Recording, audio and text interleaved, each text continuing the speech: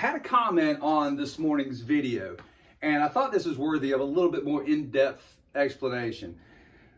Steele recommends that you use an 13/64 file versus what Husky recommends is a 7/32 file.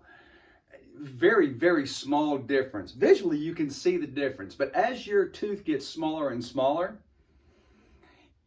it's actually you'll actually get better results with a smaller file, to the point where you could even step down to a 3/16 file, which is for the 325 chain. And obviously we're talking about 3/8 pitch chain today. So here, let me bring you in over here, and I want to show you a tooth that I filed with the 7/32. Let me get my glasses on so I can see with you. We're right here. So let's get in nice and tight on this. And you notice I didn't get into the strap, I just filed straight back. I'm just above the strap. And then let's go around to the other side and let's see what kind of hook is left in that. Where are we at? That's this tooth right here. Whoops, not that one. There's our tooth right there. Not that much hook in it.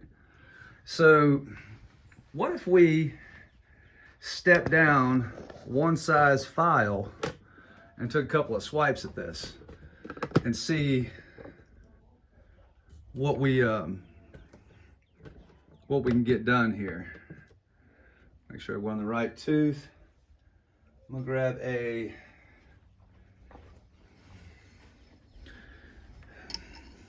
here, let me tighten up my vise here.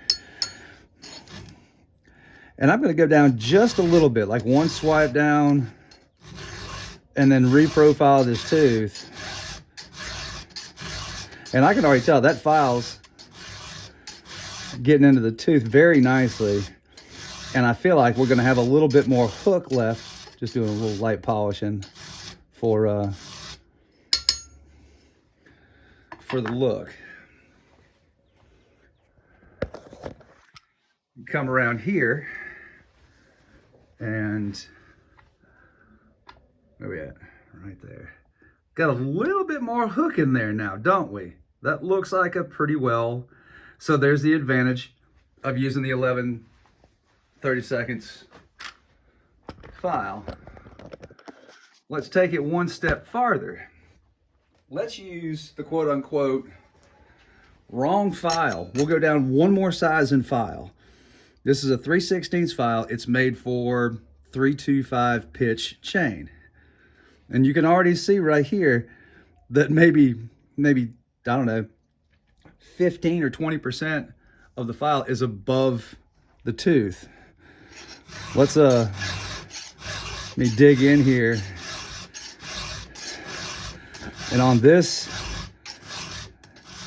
woo, this thing's gonna have some hook. This is a brand new file. It's really eating nice. Let's see how that changes the side profile. This and if you notice, haven't dug into where we go, the chassis of the chain at all either.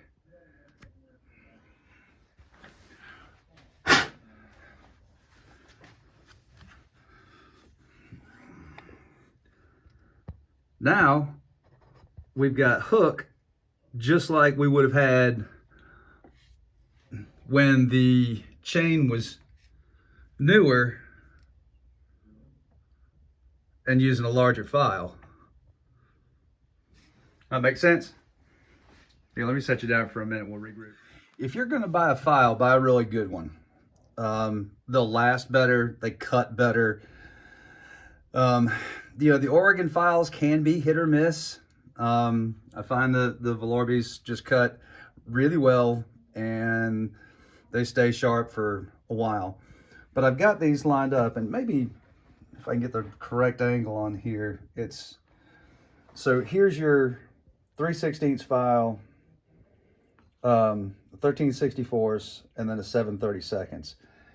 And I guess maybe if I got in, there's a small step down, but what it does to your tooth makes a significant difference, especially when you start getting down, you know, beyond half the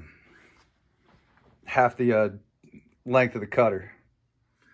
Okay, I'm here at my Animatron 2000, supplied to me by NASA. So let's say your file, you know, and this is nothing's to scale here. This is more for a visual aid. So if you got a larger file, you're going to have to be deeper in there to get that same type of hook to it. So let's say, you know, you've got some of your 7/30 seconds file above that. You end up with a very blunt point. Let's say you step down a size, or for that fact, you know, you're into the last part of the tooth over here.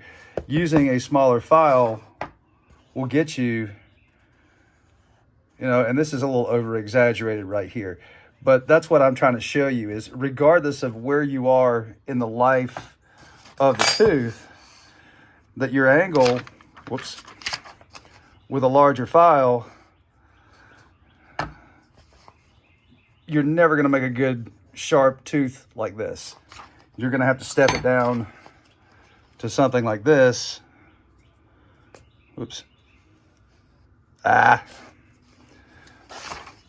You know, you can still get, even with the last little bit of tooth, you can have a nice edge. You're just going to have to step down a size of file, and then, you know, conversely, get your file down just a little bit deeper in there. Where's my, yeah, there's a small file. So here, when we zoom in on that, even though we're down towards the end of the tooth, there's just a modest amount of the file above it without having to dig in. Can we still do this same angle with a 7/30 seconds? Whoops, yeah. Look how much of the file is above the tooth, which will also generate that same profile that's going to be more blunt. The only thing you can do is file downward and get the file into the chassis. I don't know. It's some finer points to think about.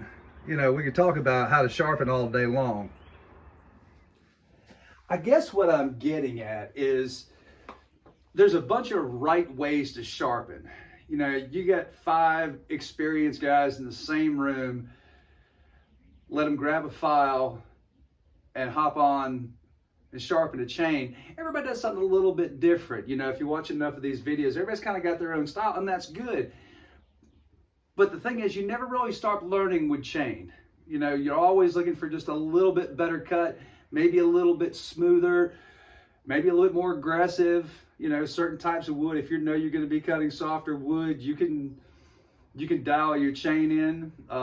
Moreover, you know, let's say this Solo 681 that I've got hot rodded here, you know, I could put a chain on that that's more aggressive because there's more power there to run this ported saw than, let's say, a stock version of that saw, or, you know, a 50cc saw or a 60cc saw that doesn't have the power. So you're going to have to tone down that chain just a little bit to cut fast. So matching your chain to your power head, you know, you can get super deep into this. But I thought this would be a nice intermediate discussion about files, chains, tooth profiles, and open up for a little bit of dialogue and discussion. So with that being said, throw me a like if you enjoyed what we're talking about here today, and please chime in the comments and let me know what you use and what you like. Again, thanks for watching. Y'all have a great day.